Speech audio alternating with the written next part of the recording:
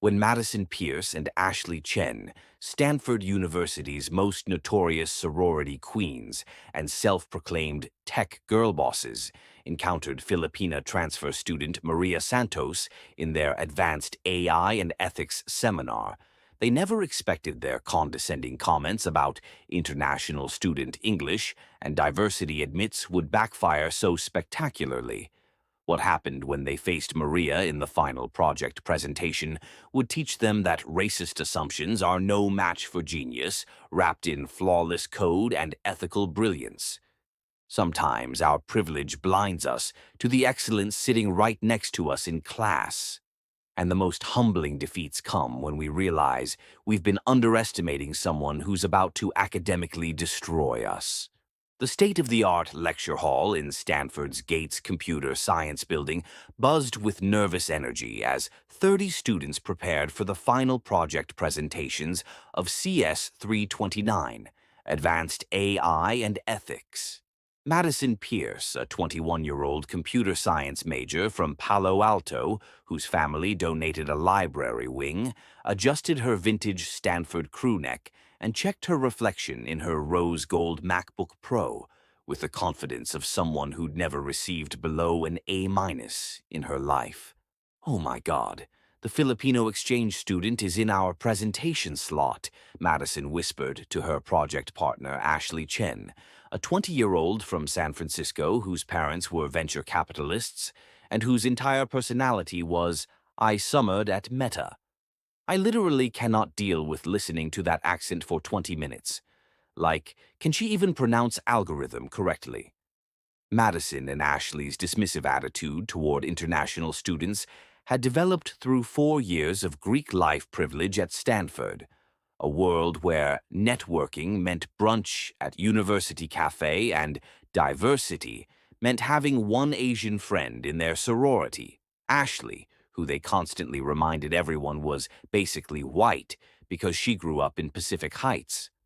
Both had attended elite Bay Area private schools where being cultured meant studying abroad in Italy, not actually learning from people different from them.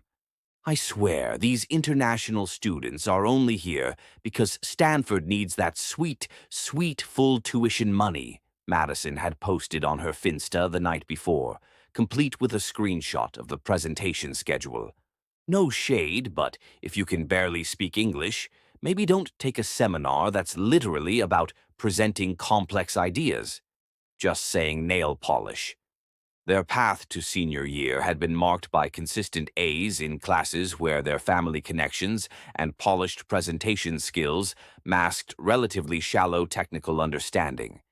Madison, in particular, had built her reputation on what professors praised as her excellent communication skills and professional presence, which mostly meant she knew how to dress for presentations and could confidently bullshit her way through questions she didn't actually know how to answer. The thing about these ethics classes, Ashley had explained to their sorority sisters over bottomless mimosas at brunch, is that they're basically participation grades. You just need to sound thoughtful and use words like algorithmic bias and systemic inequity, and professors eat it up. It's giving easy A, no cap. Their attitude toward Maria Santos, a 22-year-old computer science transfer student from the University of the Philippines who'd arrived at Stanford just 6 months ago, had been dismissive from day one. Maria spoke English with a Filipino accent, pronouncing certain words in ways that made Madison and Ashley exchange looks and suppress giggles during class discussions. Did you catch her saying tree instead of three when she was talking about the 3 pillars of AI ethics? Ashley had texted Madison during one lecture. I literally had to bite my lip to keep from laughing. How did she even get into Stanford? Madison had responded, diversity quota for sure. Stanford's so desperate to look inclusive they'll take anyone. And did you see her outfit? Girl is wearing like Uniqlo basics while we're out here in Reformation and Aritzia. She doesn't even fit the vibe.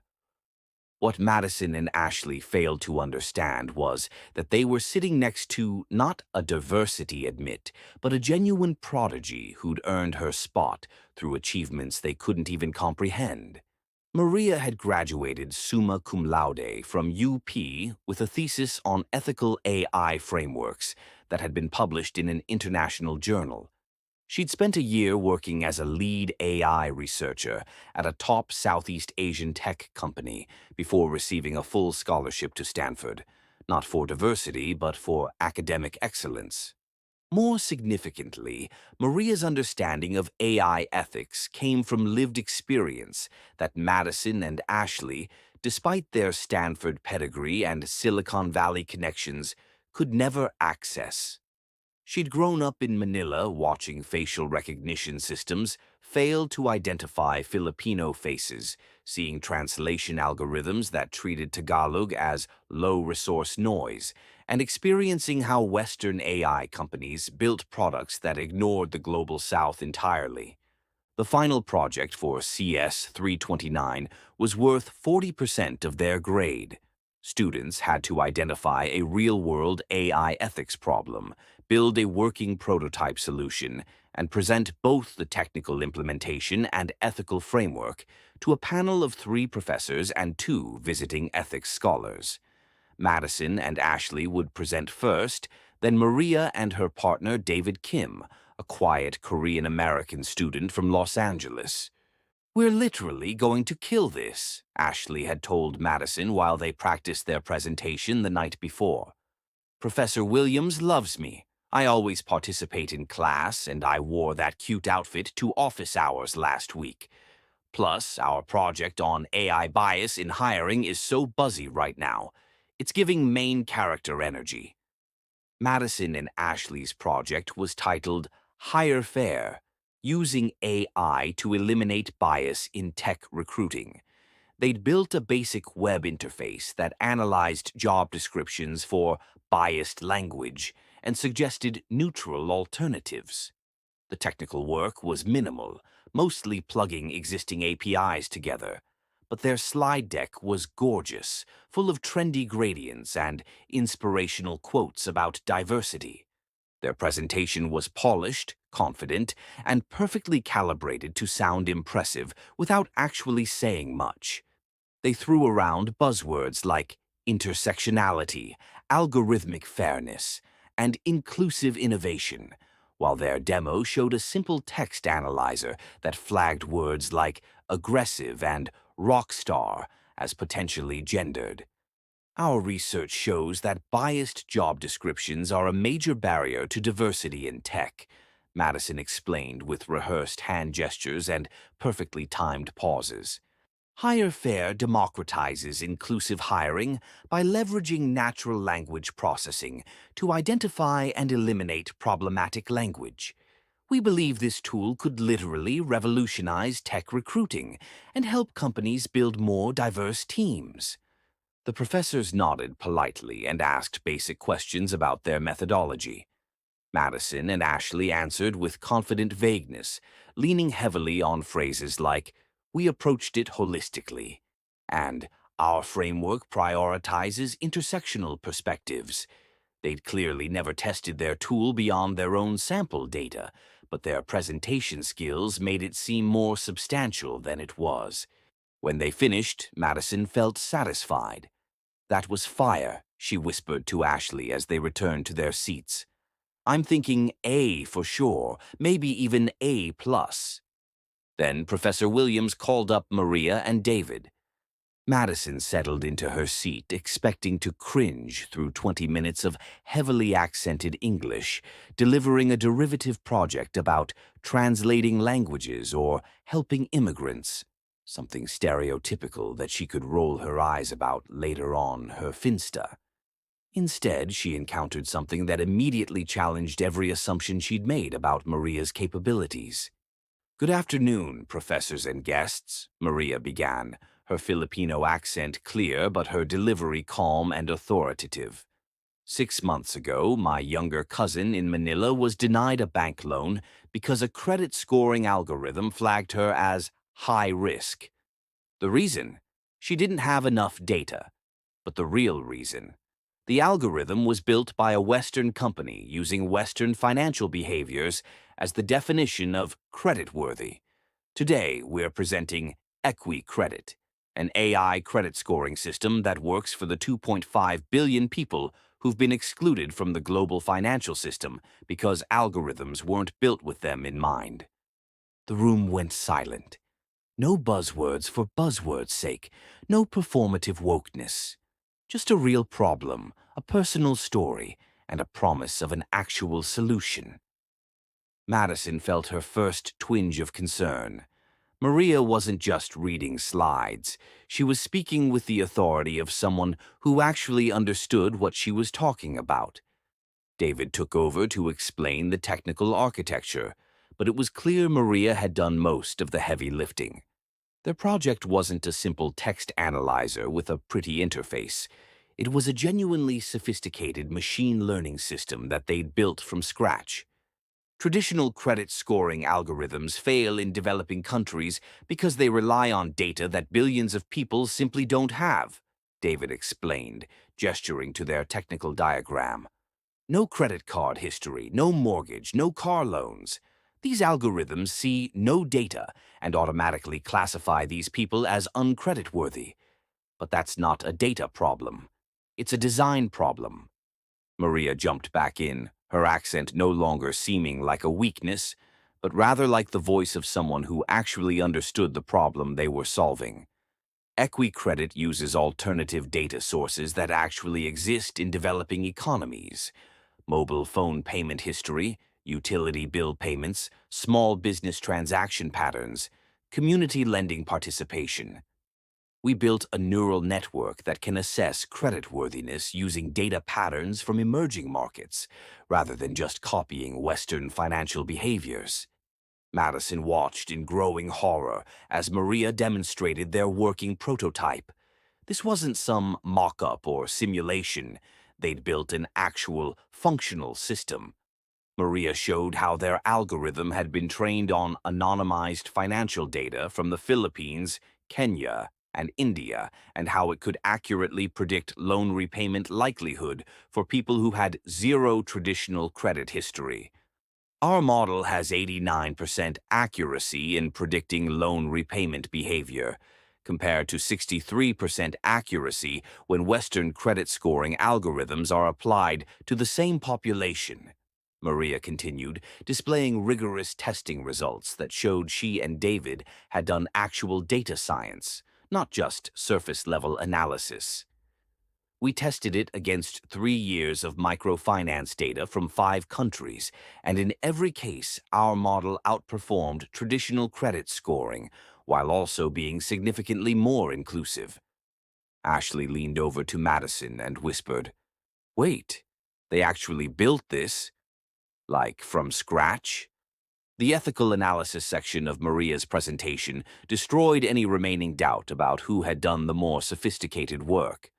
While Madison and Ashley had offered shallow observations about bias and inclusion, Maria presented a rigorous ethical framework that drew on philosophers, economists, and policy experts from around the world, not just the Western thinkers that Stanford classes typically centered. The ethical problem with AI isn't just bias in the data, Maria argued, her Filipino accent now seeming like a mark of authenticity rather than inadequacy. It's whose worldview gets embedded in the algorithms we treat as neutral. When Western companies build universal AI systems using only Western data and Western definitions of success, they're not being neutral, they're being colonial. They're saying that Western ways of living, working, and thinking are the only ways that matter. She cited scholars Madison had never heard of: Filipino economists, African technologists, Indian AI ethicists, demonstrating a breadth of research that made Madison's holistic approach look embarrassingly superficial. AI ethics can't just be about making Western systems slightly less biased, Maria continued. It has to be about building fundamentally different systems that recognize different ways of being and knowing as equally valid. Equicredit isn't trying to make people in developing countries more creditworthy by Western standards. It's recognizing that creditworthiness looks different in different contexts, and all of those contexts deserve to be taken seriously. Professor Williams was leaning forward now, completely engaged in ways he hadn't been during Madison and Ashley's presentation. The two visiting ethics scholars were taking notes furiously. David presented their impact analysis. We estimate that if systems like EquiCredit were adopted globally, it could extend credit access to over 400 million people currently excluded from formal financial systems. That's not just good ethics. It's a massive untapped market that Western fintech companies have completely ignored because they assumed their models were universal. The technical Q&A section was where Madison realized just how badly she and Ashley had been outclassed. Professor Williams asked detailed questions about their neural network architecture, their training data validation, and their measures to prevent the system from developing new forms of bias. Maria answered each question with precision and depth that revealed this wasn't just a class project to her. It was work she'd been thinking about for years. She explained their data pre-processing techniques, their bias detection mechanisms, and their iterative testing process with the fluency of someone who genuinely understood machine learning at a level Madison had only pretended to achieve. How do you prevent your system from simply replicating existing inequalities in the alternative data sources you're using? Asked Dr. Patricia Hernandez, one of the visiting ethics scholars and a prominent voice in algorithmic justice. That's exactly the right question, Maria responded. And it's why we spent 4 months just on data auditing. We built a secondary algorithmic layer that specifically watches for patterns that might encode existing social inequalities, things like gender discrimination in small business loans or ethnic bias in community lending. When the system detects these patterns, it adjusts its weighting to avoid amplifying those inequalities. We're not trying to be perfectly objective. That's impossible. We're trying to be consciously corrective. When the Q&A ended, the difference in reception was obvious. The professors had polite smiles for Madison and Ashley's project. They had genuine excitement for Maria and David's work. Professor Williams spoke first during the feedback session. I'm going to be direct here. We saw two very different approaches to this assignment today. One project gave us a surface-level analysis of a well-known problem with a minimal technical implementation. The other gave us sophisticated technical work addressing a problem that most AI ethics research completely ignores, backed by rigorous ethical analysis that challenges Western-centric assumptions about how AI should work. He looked directly at Madison and Ashley. Your presentation was polished, but your project lacked depth. You identified bias in hiring algorithms, which is important, but your solution was essentially a word filter. That's not AI ethics. That's a Chrome extension. Then he turned to Maria and David. Your project represents exactly what we hope to see from Stanford students: technical excellence in service of genuine ethical insight. You didn't just build a tool, you challenged fundamental assumptions about how AI systems are designed and for whom. This is publishable work. Dr. Hernandez added her perspective. I've been studying algorithmic justice for 15 years, and this is one of the most thoughtful student projects I've encountered. Maria, your analysis of how Western AI systems function as a form of technological colonialism is sophisticated and necessary. The fact that you built a working alternative is remarkable. Madison felt her face burning. This was supposed to be her moment to shine, her senior year capstone, the project she'd planned to put on her LinkedIn and mention in job interviews. Instead, she'd been completely upstaged by someone she'd spent months dismissing as a diversity admit who could barely speak English. The other professor, Dr. James Liu, delivered the final blow. I think this is a good reminder that intelligence and insight don't always come in the packages we expect. Some of the most innovative thinking in tech is happening outside of Silicon Valley, and if we're not listening to voices from the global south, we're missing crucial perspectives on how technology affects humanity.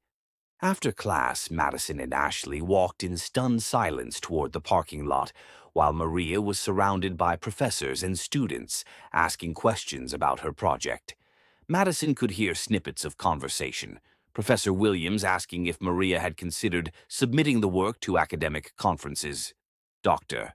Hernandez asking if she'd be interested in research opportunities. Other students asking if they could see her code.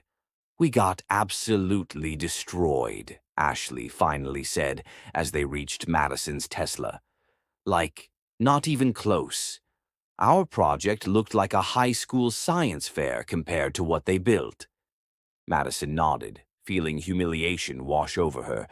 "I don't understand. How did she— I mean, she's been here for 6 months. English isn't even her first language. How is she better at this than us?" "Maybe," Ashley said quietly. "That's exactly why she's better at this than us. We've been coasting on our presentation skills and our connections. She actually had to be good." The post-class reception at the Computer Science Building was particularly uncomfortable for Madison and Ashley. They'd expected to be congratulated by professors and recruited by the tech company recruiters who always attended final presentations. Instead, everyone was clustered around Maria. "Your project could genuinely change lives," said a recruiter from Google. "Have you thought about what you're doing after graduation?" "We'd love to talk to you about our AI ethics team." A recruiter from a fintech startup was even more direct. "We've been trying to crack emerging markets for 3 years and couldn't figure out the credit scoring problem. Your solution is exactly what we need. Can we schedule a call next week?" Professor Williams approached Madison and Ashley during the reception, and his feedback was gentle but devastating. "I want to talk to you both about your project. You're both strong students with good grades, but I'm concerned that you've been relying too heavily on presentation skills without developing the deeper technical and analytical capabilities that this field requires." Madison felt defensive. "We worked really hard on that project, Professor Williams. We did weeks of research on hiring bias." "I don't doubt that you worked hard," Professor Williams replied, "but working hard isn't the same as thinking deeply. Your project addressed symptoms without understanding root causes. Maria's project challenged fundamental assumptions about how AI systems are built and who they're built for. That's the difference between a good student project and genuinely innovative work." Ashley found the courage to ask, "How did she learn to think like that?" "We've been at Stanford for 4 years. She's been here for 6 months." Professor Williams's response was pointed. "Maybe that's exactly the issue. You've spent 4 years in an environment that confirmed your existing worldview. Maria came from a context where she had to think critically about technology because she experienced firsthand how Western AI systems fail people like her. Sometimes outsider perspectives are more valuable than insider training." The most painful moment came when Madison overheard a conversation between Dr. Hernandez and another professor near the refreshment table. "That Filipino student's work is extraordinary," Dr. Hernandez was saying. "I've been arguing for years that AI ethics needs more voices from the global south, and she just demonstrated exactly why. She sees problems and possibilities that those of us trained entirely in Western institutions completely miss." The other professor agreed, and the technical execution was flawless. "I expected a conceptually interesting project with mediocre implementation, but she actually built something that works. That's rare even among our top domestic students." Madison felt sick. For 4 years, she'd been celebrated as one of Stanford's star computer science students. She'd been featured in university promotional materials, interviewed for the alumni magazine, and recruited by top tech companies. And now she was realizing that her success had been built less on genuine capability and more on fitting the profile of what Stanford valued: polished, well-connected, and confident, even when that confidence wasn't backed by real depth. Over the following weeks, the gap between Madison and Ashley's trajectory and Maria's continued to widen. Their higher fare project received a B+, solid work, but lacking technical sophistication and ethical depth, Professor Williams had written. Maria and David's Equi-Credit project received an A+ and was selected to represent Stanford at a national AI ethics conference. Madison watched from afar as Maria was featured in Stanford's computer science newsletter, invited to present at faculty research seminars, and offered a research assistant position with Professor Williams for the summer. Multiple tech companies reached out to Maria with job offers, and she'd been accepted to PhD programs at MIT, Stanford, and Berkeley, all with full funding.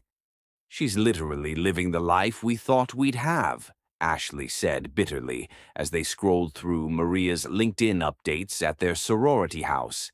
How did this happen? Madison was finally ready to confront uncomfortable truths. It happened because we've been fake this whole time. We learned how to look smart without actually being smart. We learned how to network without actually building anything worth networking about. And we spent so much time judging Maria for her accent that we never noticed she was running intellectual circles around us. The breaking point came when Madison received her performance review from her teaching assistant position in an introductory CS course. The professor had written, "Madison excels at administrative tasks and presents well, but struggles to answer students' substantive technical questions. Consider whether this role is the best fit for your skills." It was the first time anyone had explicitly told Madison that her presentation skills couldn't compensate for her technical limitations. She'd spent 4 years at Stanford believing she was a top computer science student, and now she was realizing she'd been a mediocre programmer with excellent PowerPoint skills. Ashley's reckoning came when she was rejected from all 5 tech companies she'd applied to for full-time positions. The rejection emails were polite but clear. "We're looking for candidates with stronger technical foundations and more substantive project experience." "We need to talk to her," Madison said to Ashley one evening after receiving her 6th job rejection. "We need to apologize." "For what?" Ashley asked. "We never said anything to her face." "Exactly," Madison replied. "We never said anything to her face. We just spent 6 months mocking her behind her back, assuming she was less capable than us because of her accent, and treating her like she didn't belong here. And the whole time she was doing the work we pretended to do." They found Maria in the Gates Building computer lab a week later, working on her thesis research. Madison felt her stomach churning as they approached, not just from embarrassment, but from the realization of how much cruelty they'd hidden behind their polite smiles. "Maria, can we talk to you for a minute?" Madison asked. Maria looked up from her laptop, her expression neutral but not hostile. "Of course." "What's up?" Madison took a breath. "We want to apologize. Ashley and I we've been really shitty to you this whole semester. We judged you based on your accent and assumed you weren't as smart as us, and we were completely wrong. Your final project made ours look like a joke, and that's because it basically was a joke compared to what you built." Ashley added, "We've been coasting on our privilege and connections for 4 years, and you showed up and did in 6 months what we couldn't do in 4 years. We're sorry for underestimating you and for being so dismissive." Maria's response was measured. "I appreciate the apology. But honestly, I knew how you felt about me from day one. I've dealt with people like you my entire academic career, people who hear my accent and immediately decide I'm not as smart, not as capable, not as worthy of being in the same room as them. She paused, then continued, "The thing is, I didn't build that project to prove anything to you. I built it because it's a problem that matters to me and to millions of people like me who've been excluded from systems built by people who never considered that their way isn't the only way. Your opinion of me has never mattered. What matters is the work." Madison felt tears stinging her eyes. "You're right. And that's what makes this even worse. We were so focused on feeling superior to you that we forgot to actually do work that matters. We've been performing intelligence instead of developing it." Maria's expression softened slightly. "Look, I get it. Stanford is set up to reward people like you, people who know how to present well, who have the right connections, who fit the image of what a tech person is supposed to look like and sound like. That system worked for you until you ran into someone who actually challenged you on substance." "How do we get better?" Ashley asked. "How do we become more like you?" Maria laughed, but not unkindly. "You don't need to become like me. You need to become like yourselves, but the versions of yourselves that actually put in the work instead of just performing competence. Stop worrying about sounding smart and start worrying about actually understanding things deeply. Stop judging people based on accents and start listening to what they're actually saying." She continued, "And maybe examine why you felt so threatened by me that you had to tear me down to feel good about yourselves. That says more about your insecurities than it does about my capabilities." Over the following months, both Madison and Ashley made genuine efforts to address the prejudices that had contributed to their humbling experience. Madison dropped her TA position and used that time to actually learn computer science fundamentals she'd been faking her way through. She started attending Maria's office hours not as a rival, but as someone genuinely trying to learn. Ashley began volunteering as a tutor for international students in the computer science program, discovering that many of them faced the same dismissive attitudes she'd once perpetuated. She learned that difficulty with English often masked technical abilities that exceeded those of native speakers who'd never had to think critically about their own assumptions. The most significant shift came when Madison was forced to confront how her privilege had shaped her entire Stanford experience. She'd been admitted partially due to her family's donations, had never worried about money, and had coasted through classes where professors gave her the benefit of the doubt because she seemed smart and had the right background. "I've been playing life on easy mode," Madison admitted to her therapist during one session. "And I got so comfortable with easy mode that I convinced myself I was actually good at the game. Maria showed me what hard mode looks like, and what it looks like when someone actually masters the game despite playing on hard mode." 6 months after the final presentation, Madison encountered Maria again at a Stanford Tech networking event. This time, instead of dismissing her, Madison approached her with genuine respect and curiosity. "Hey, Maria, I saw your paper got accepted to that AI conference," Madison said. "That's incredible. I've actually been following your work. I'm writing my thesis on algorithmic bias now, and your framework has been really influential for how I'm thinking about the problem." Maria smiled. "That's great, Madison. What's your thesis about?" "I'm looking at how AI hiring tools fail for first-generation college students," Madison explained. "I realized after our class that I'd been thinking about bias in this really surface-level way, and I wanted to do something more substantive. Your work taught me that I needed to actually understand the problem from the perspective of people who experience it, not just theorize about it from my comfortable position."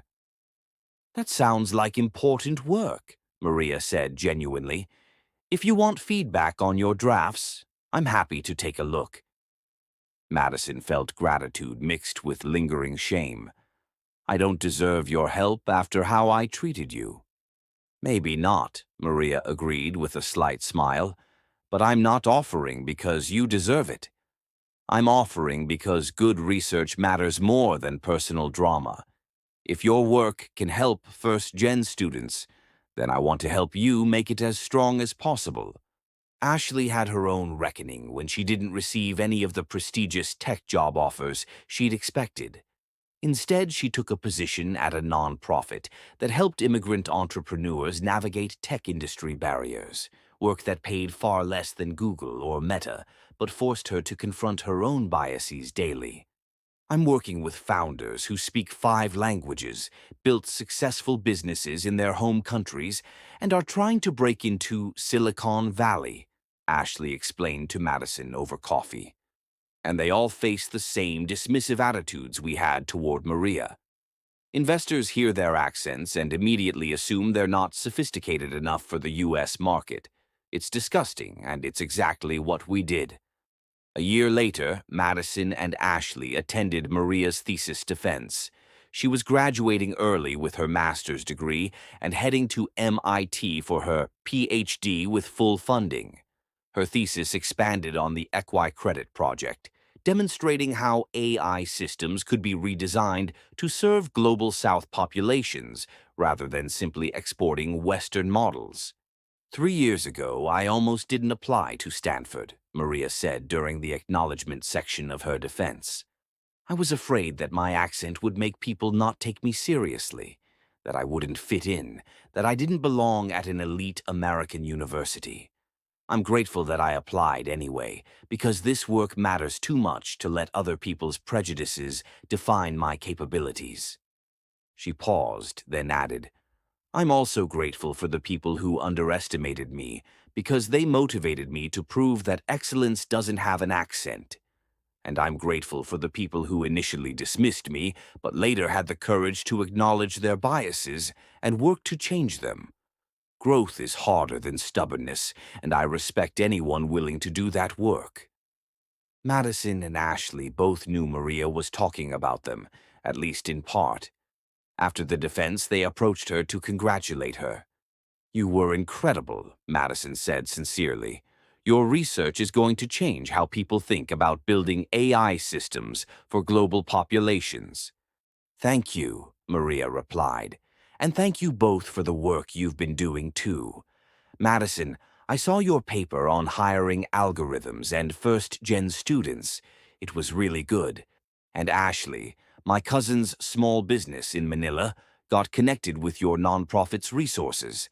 That work matters. Ashley felt tears welling up. We wasted so much time being threatened by you instead of learning from you. You weren't ready to learn from me then, Maria said gently. Sometimes people need to fail before they're willing to examine their assumptions. The important thing is that you did the work to change. 5 years later, both Madison and Ashley had carved out meaningful careers, though not the ones they'd imagined during their Stanford sorority days. Madison completed a PhD focused on algorithmic justice and was now working as a researcher at a tech ethics think tank, regularly citing Maria's pioneering work. Ashley had become executive director of her nonprofit, which had expanded to support immigrant tech entrepreneurs across 10 countries.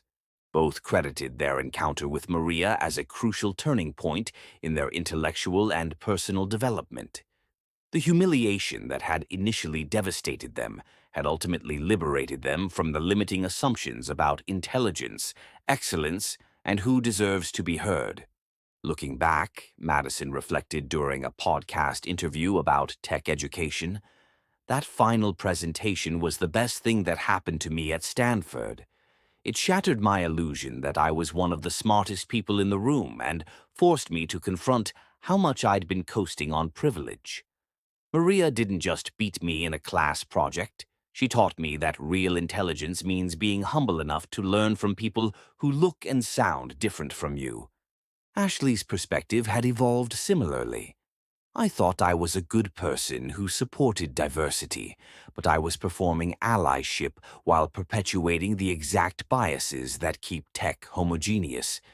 Maria showed me that good intentions don't matter if your actions are excluding brilliant people, because they don't fit your narrow definition of what excellence looks and sounds like. Their story became part of Stanford's computer science department's training on implicit bias and inclusive education. The Gates Building lesson, as it became known, demonstrated how assumptions about accents and belonging could blind students to genuine excellence. Maria, meanwhile, had become a prominent voice in AI ethics, with her research on decolonizing AI systems influencing policy discussions at the United Nations and major tech companies.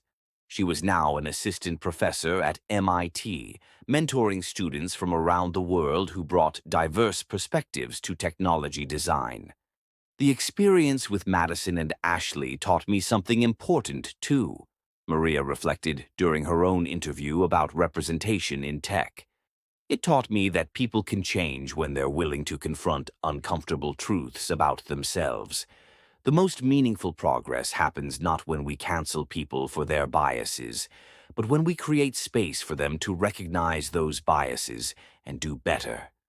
The most profound arguments don't always come in the most familiar accents, and the greatest lessons come when we realize we've been gatekeeping excellence based on superficial markers instead of substance.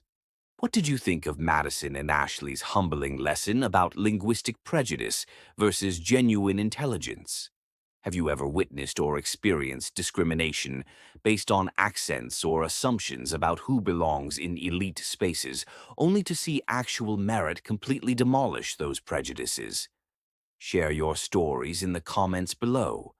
I love hearing about moments when assumptions about fitting in were challenged by the power of real excellence. If this story of academic humility, the danger of judging people by their accents, and the triumph of substance over privilege moved you, please subscribe and hit that notification bell.